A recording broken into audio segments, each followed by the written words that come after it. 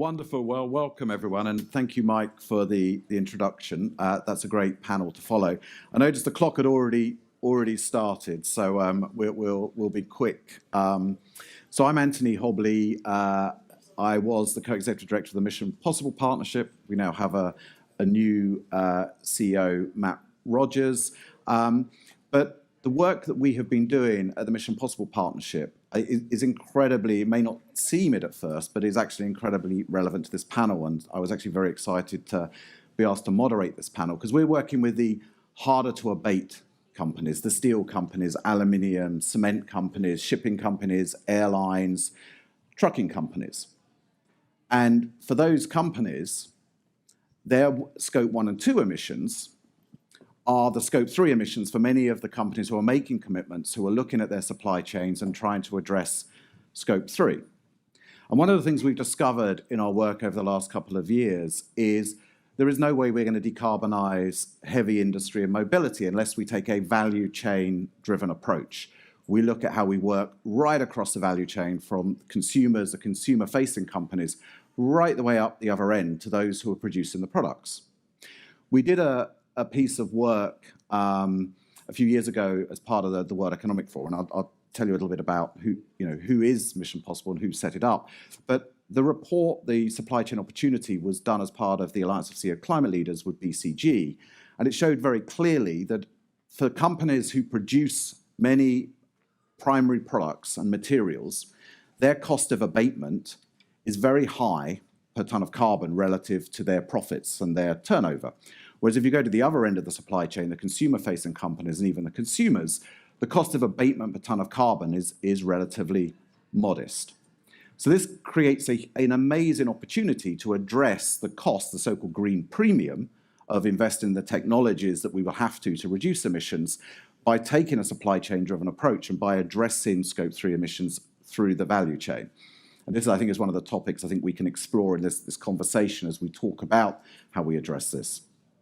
And just very quickly, before I introduce this excellent panel, the Mission Possible Partnership was set up a number of years ago, and it's a partnership between the World Economic Forum, the Energy Transitions Commission, the We Mean Business Coalition, and the Rocky Mountain Institute, RMI, as I believe they like to be known now. And we are mobilized and working with over 300 companies across 7 harder to abate material sectors and mobility sectors. And we've been developing a sectoral approach, so roadmaps looking at how do companies decarbonize year on year between now and 2050 with key milestones. Where does the steel sector or the shipping sector have to be in 2025, 2030, 2035, 2040? It also tells you, what is a low carbon or a net zero material in 2025 might not necessarily be one in 2030, as you're following that profile. And the same for companies supplying your products.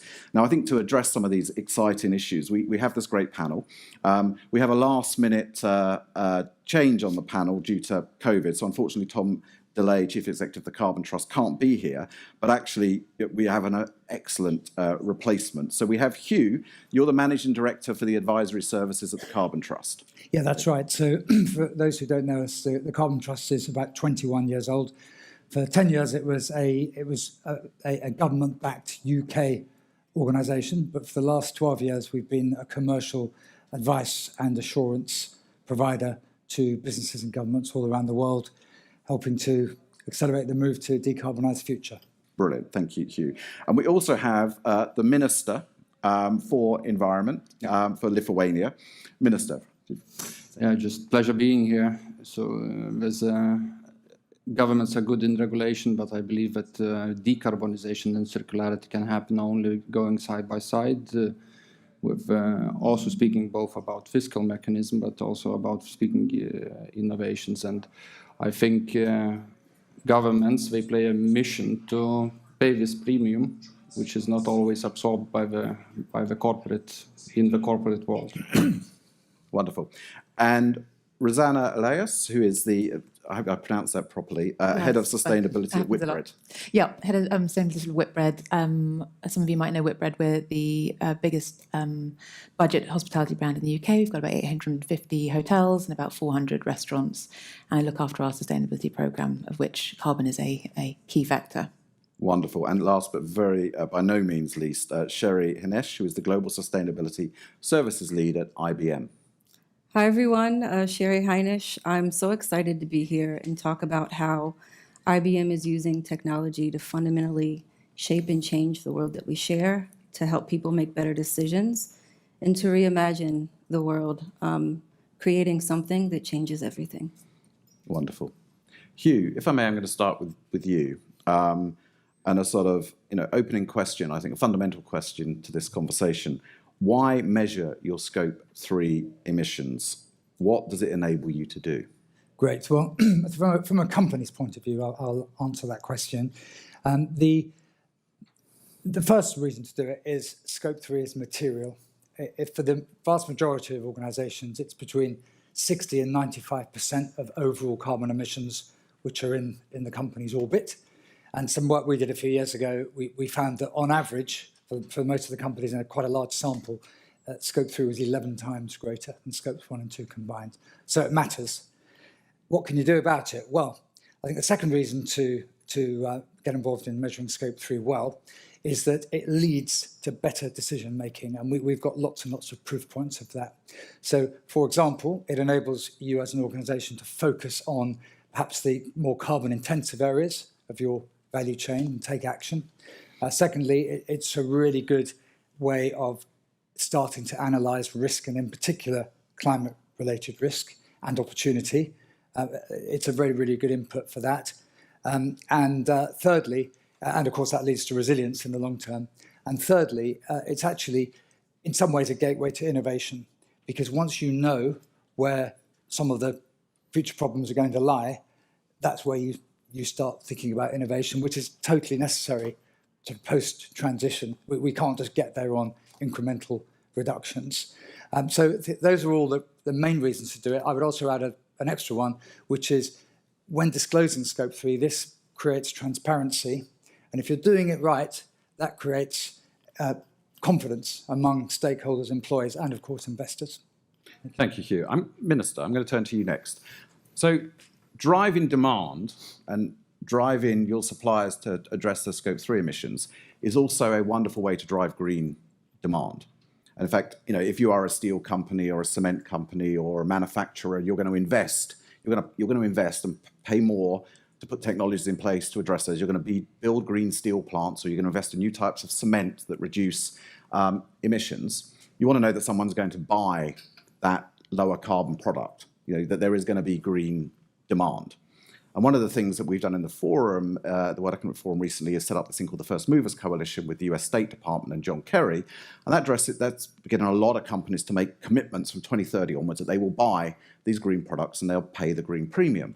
But of course, governments are huge buyers. And so green procurement is also a potentially huge tool. I think, in most countries, for example, governments buy about half of all building materials, half of all cement and concrete, about a third of all steel. So do you think there's a huge role for governments in addressing Scope 3 emissions and therefore creating this type of green demand in the market?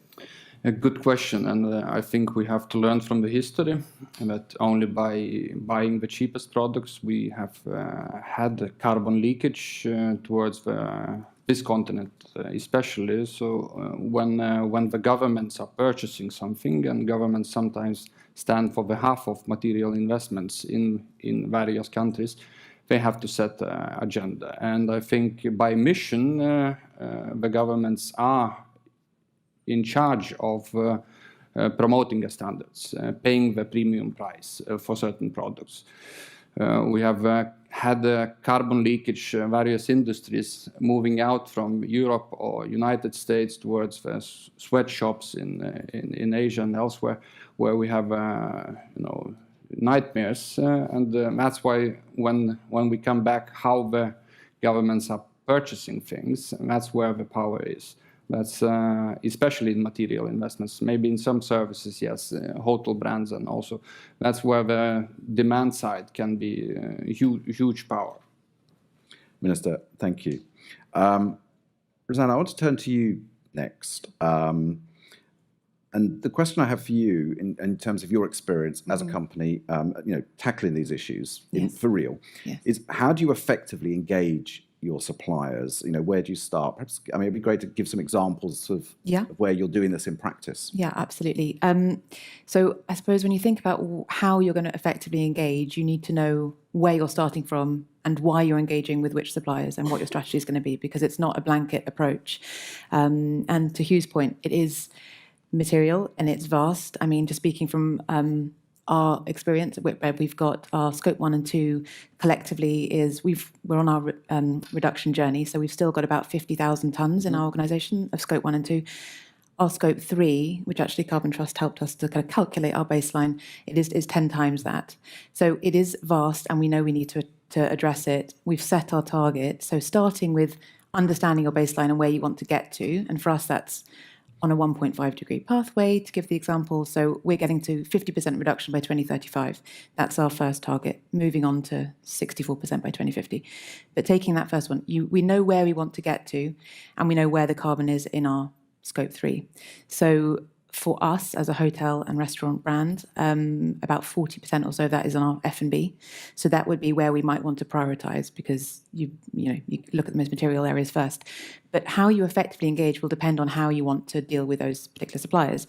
And we're at the beginning of this journey, as I think a lot of companies are. But the way we see it is there are potentially 3 different routes that you might want to go down and how you might want to engage with them. There will be some suppliers who are already on this journey, and it's about capturing that data, because you calculate your baseline and what your target should be based on emissions factors a lot of the time. Some of it's on raw data, but a lot of it might be subject to those market-based emissions data, so emissions factors. So capturing some of the good work that's already there, identifying suppliers who are already on this journey who you could learn from, work with, and kind of capture that reduction already. There'll also be suppliers which you want to focus on and support in their journey to reducing their carbon. So understanding how you can do that, what learnings can you share from your own journey on scope 1 and 2 that you can work with them? Are there specific industries and working groups that you can kind of facilitate and support? And then there will be the third category, which is where there will be an accepted amount of carbon, which you almost need to accept the limitations and understand, right, there might be some suppliers where we need to innovate with, rather than let's just get down to as much as close to net zero as possible. Let's innovate and kind of change, which is where things like data and LCA tools, looking at reformulation, for example, of particular products or things like that. So it will be a specific strategy, and you need to understand why you are talking to supplier X, Y, and Z about reduction and how you want to tackle it. So it really is understanding the whole picture before you launch into that engagement, I think. Brilliant. Actually, I want to come back to that in a little bit, because I think this idea of pathways to net zero, you can't insist that suppliers become net zero overnight, and what does that look like? But before we do that, you also mentioned data, and actually in one of the earlier panels we were just listening to, the tail end on ESG, it talked about a huge amount of data. This is no different, and we're extremely lucky to have a technology company that deals with data, IBM, on the panel. So Sheri, is there a hardened link between environmental sustainability and scope 3 emissions reductions and digital transformation across the supply chains? Absolutely. We recently partnered in some leading research with Oxford Economics and the Institute for Business Value at IBM. And what happens is, when you look at 3 key issues around sustainable transformation, you look at commitment to the board and the CXOs, how this shows up in the products, the communities you serve, in peer benchmarking, and then how it shows up in your technology investments. So the sustainability trailblazers, these are folks who represent about 13% of the 2,000 CXOs who were surveyed, and there's very key focus. I think data is important, and it's beyond data, it's also access, capacity building. It's not enough to just sort of kick the can upstream and put these requirements deep in your supply base.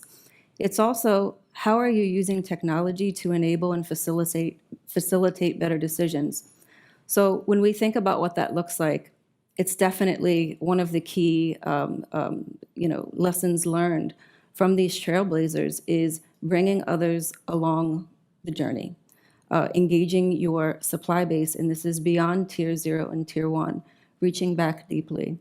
Also, recognizing the fact that every system and process is perfectly designed to get the results that it gets.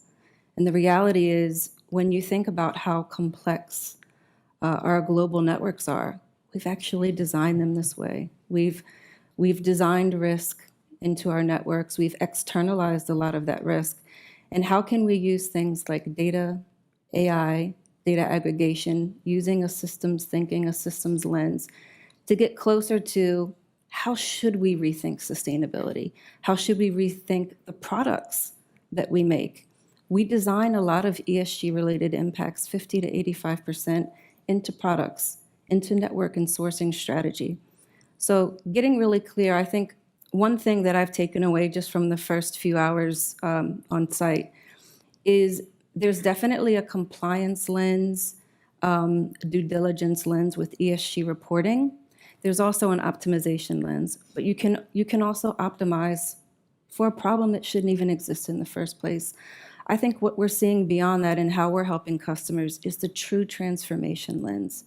And that's an end-to-end thread connecting a BOM level LCA and enterprise sustainability, where they're not divorced from each other, okay? This is not something that lives in Excel silos, and we have brilliant people who support sustainability organizations who spend 3 to 6 months annually in non-value add work, manual tasks, that we could probably automate. The other thing that's really cool about digital and data specifically is it makes sustainability visible. So you have that clear starting point, you have that baseline, and then you can also use exponential technology to turn those ambitions and that baseline, that benchmark, into action and bring others with you. So that was a long answer. I can keep going. I'm very passionate. We could have a whole about this panel space. just on Yeah, data I mean, measurement. it's a tremendous opportunity. I think this is what wakes me up out of bed every morning, and I know that it's possible, you know. But it's not hope. I'm a prisoner of hope, but at the same time, you know, we have to have more than a coalition of the willing, and I think we're going to unpack, you know, how to use that influence at scale. Exactly. Rosana, I want to come back to this point you raised. I mean, essentially, it's the transition, it's the pathways. So if you, as a buyer, do you think it's more important to focus in on the specific products and their scope 3 emissions, or companies who are on the pathway, who have a credible commitment and a credible, robust plan to take them as a company? And one of the reasons I ask this is one of the big pieces of work we're doing in the Mission Possible partnership over the last years is we've been developing these industry-backed high ambition net zero roadmaps for all of the sectors, and then developing sector transition strategies and getting the most ambitious companies in the sectors to commit to the milestones in 2025, 2030, 2035. So could you talk a little bit about that, you know, how you see that journey? Because it isn't something that happens overnight. Yeah, I think it's a little bit of both. I think identifying where you've got people who are already on the journey, who are going to be your trailblazers and who can support you on that, but identifying the problem areas that you're going to get stuck and where those trailblazers can effectively help you to unlock the carbon, and understanding where the carbon is locked into each product and the processes that need to be changed in order to get to that point. So I'm thinking for us, as an example, around our product development, our brand teams, things like that, embedding carbon decision-making processes into everything that they do is going to make it a lot easier to unlock the kind of carbon reductions in our supply chains. I don't know if that really answers your question particularly, does it? But I think it is a mixture of the both. And I think for some companies who are able to move forward on this, so I think for companies like Whitbread, for example, we are a bit of an anomaly in our industry in that our business model means that we own and manage our hotels and our supply chains. So in terms of pushing forward on the supply chains and understanding what for a hospitality company, those priority areas and the easy wins and getting people to sort of help you lead the way, and where the challenging points are going to be, that's something that we could look at both at the same time. I mean, again, I think it's something we could go on and on talking about, but probably the hub is it's a partnership, it's a relationship, it's a long-term journey, which maybe is a different type of market than this is more stakeholder capitalism than the sort of neoliberal sort of markets we've got used to over the last few years. But Hugh, we started with you needing to measure. And one of the challenges we've had in this space is fragmentation and no common standards. I mean, it's been a problem in ESG that's only just getting solved. And here there is no common standard or methodology for measuring carbon. There's lots of people looking at it, but your average, and we found this in our Circular Cars initiative working with the automotive companies, they're saying, well, it's not even that there's different methodologies from sector to sector, even in the steel sector or the aluminium sector. The companies all supply steel to them using different methodologies for accounting for the carbon in the steel. It's a bit like the global economic system having sort of tens and tens of accounting standards. I mean, 2 is bad enough. So how critical is it that we move really quickly to establishing a common standard for measuring carbon through supply chains? And how critical is it to this topic? Yeah, I mean, it's a great question. I think it varies hugely from industry to industry. There are some common standards. I mean, the GHG Protocol Scope 3 standard is widely accepted. I think one of the issues is that supplier data, as you've suggested, isn't always supplied in a usable way. And actually, technology is going to play a really big part in that, because I think in the pretty near future, we're going to see a lot of what you might think of as product footprints being aggregated by suppliers automatically to create a more accurate Scope 3 footprint. It's not always that complicated, so I'll just give you an example. We've been working with a beef company, quite a high-emitting product, as you can imagine. And surprisingly, in the UK, there is no system there's no common system for showing a footprint of beef. There is one emissions factor for all beef, which is what we're told to use.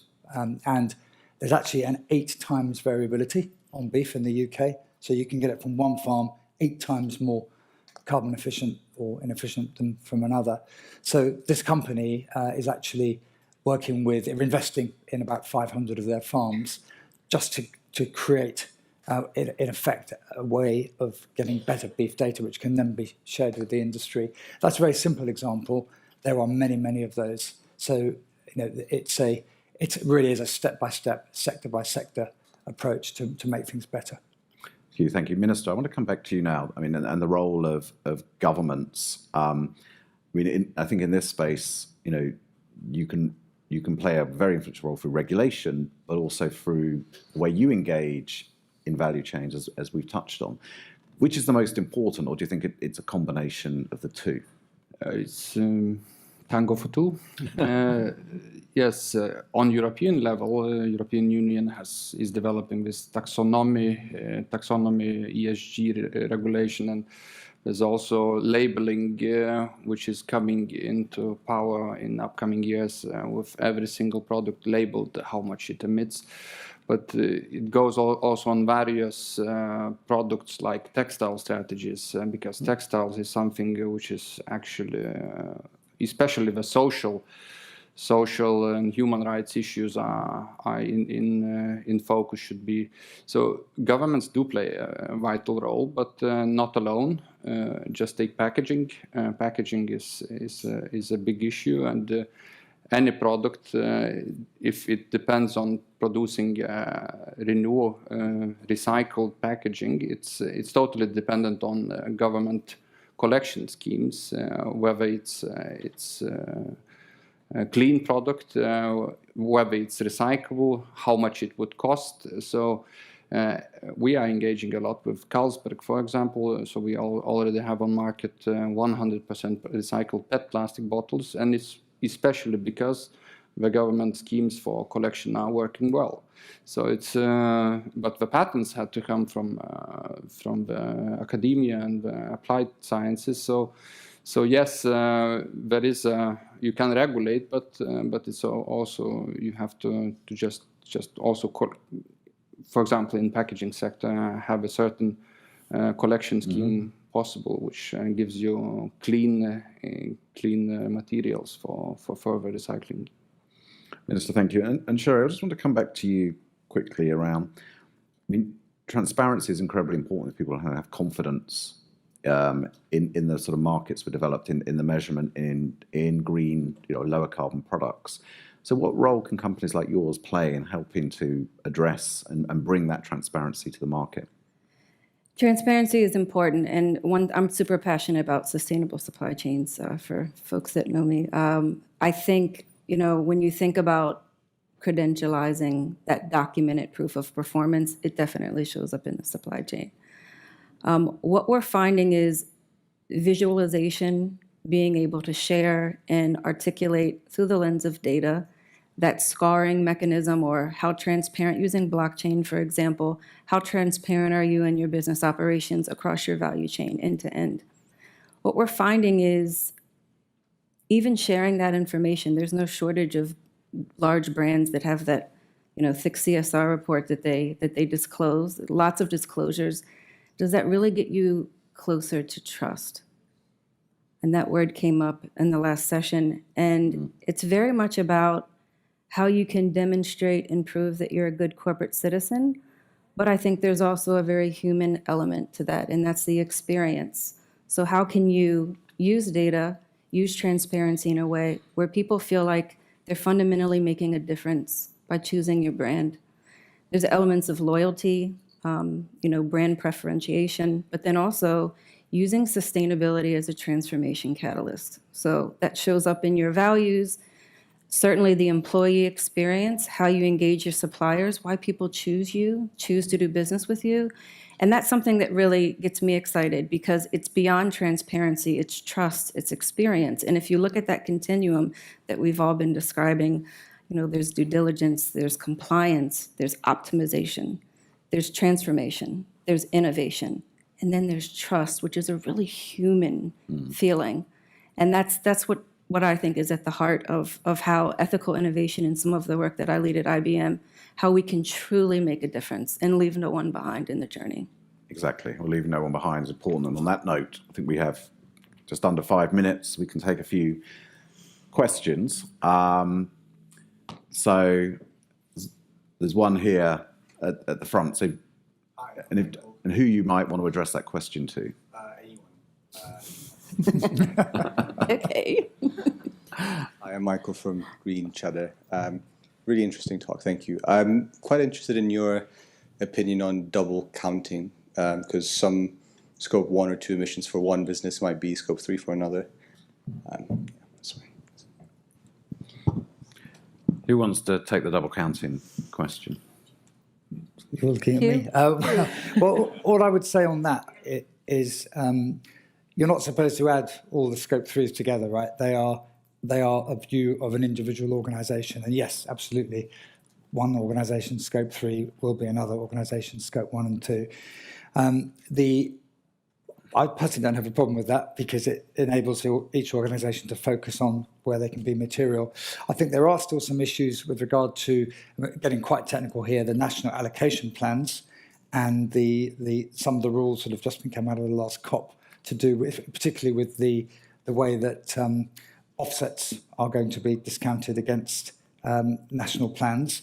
But I think that's a separate issue. I think as far as scope 3 goes, there is some criticism that what's the point of this? If you add it all up, it doesn't make sense. We would say don't add it up. Just look at it from an individual company's point of view. It's driven some pretty tough-looking targets. Any company with a net zero target now basically has a 90% scope 3 reduction target by 2050. That's the framework. We would encourage organisations to look at the actual really positive outcomes from having scope 3 numbers, which are, as I said earlier, around better decision making, which ultimately will lead towards those targets. I think it's interesting. Is it instigating? Is doing this actually instigating the change that's needed? The investment decisions, the investments in clean technology, moving companies or sectors down those pathways, and I think that's ultimately, probably the measure of success. Yes. Right. Are there any? Oh, good. We've got several. We've got two. Well, let's take these 2 questions here. Maybe the one over there. Maybe just because of the time, we can we'll bunch them and see if we can answer them in a rapid fire way. So my question is, most sustainable reporting happens at a corporate level, which is good to share, but it takes a lot of interpretation to make it actionable. So what are your views in making this information available at operational level, where day-to-day decision making can actually be done by having a sustainability dimension added to it? And how do you do it? I mean, what are your views on this? So the corporate level reporting, the gentleman here. Quick question around, do you see a path, thank you. Do you see a pathway to global standardized accounting practice for scope 3 emissions? So pathway to global standardized accounting for carbon emissions. And then there was a question here, and we'll have to finish it there. Do you want to shout? Sure. Just want to thank the Minister for bringing up packaging. I think that's like a really nice touch point for consumers. And you said that you've experienced a lot of success in this collection scheme. So I was just curious what you put that down to. Is that down to campaigns run by the government? Is that down to public-private cooperation? Just very curious to hear that success story. So. Brilliant. All right. So who wants to take the corporate reporting? Yeah, why don't you do that? Yeah, sure. So if I understood it correctly, it's around how you operationalize it rather than corporate level reporting, actually making it kind of live and breathe in there. So there are a few different ways you can do that, and trying to truly embed it within the whole operation. And I can, I suppose, talk from experience with our hotel brand. So we make sure that it's in incentivization from the top and throughout the organization. So our CEOs, for example, remuneration package, etc., linked to our carbon target, linking it in that way. And at site level, making sure that it's through the incentivization and the understanding and training as to how we run our sites, that there is a proportionate amount of where we need to get to in our scope 1 and 2 allocated to each site. We have it's a win card, we call it. So every site understands, and then it's down to the core sustainability team, my team, and the energy teams to support them in understanding what they can do, and just that regular communication on what we're doing. This is down to you. This proportion is down to this area. Thank you so much. And this site has done X amount. Sharing good practice amongst them and really living and breathing it and making it everyone's responsibility, not just the core sustainability team's responsibility. Brilliant. And the question about a pathway to a global accounting carbon standard. No. Sorry, we're all looking at you again. I mean, I think this was mentioned earlier that we shouldn't let not having global standards impede progress, and that there is an emergency that we have to start now. Yeah, I mean, we would say there is a standard. It's, as I said earlier, it's a GHG protocol. The issues with it are that the move from the standard to the reporting is not always clear. There are quite a lot of optional aspects to it in the standard to do with indirect use of products, for example, and there could probably be more guidance around that. But I think most of all, it's the quality of the work that's done itself. And in general, I mean, again, getting quite sort of geeky here, using spend-based data gives you a very inaccurate picture. Using quantity-based data gives you a far more accurate picture. And if more organisations can move to that, they will have better data. And I think the guidance around the existing standard will also develop. Brilliant. And Minister, you get the final and closing word. Just maybe a suggestion for everybody: when you speak about decarbonization, think not in the linear economy terms, but in a circular economy terms. Because, for example, in packaging, if it's recycled packaging, then it already emits 3 times less in certain areas CO2 emissions. But from packaging to packaging, of course, there's a product like glass, which can be recycled a lot, and there's plastic products like can be recycled 3-4 times, and it's still microplastics is a negative effect of that. So there's a huge topic, but just I want to stress, think of decarbonization in a circular economy terms, because it's much faster, it's more socially resilient, and it's less material demanding, which is we are still living in a linear economy, not a circular economy. Minister, thank you. And if you would please join me, this has been a great panel. It's been a privilege to moderate.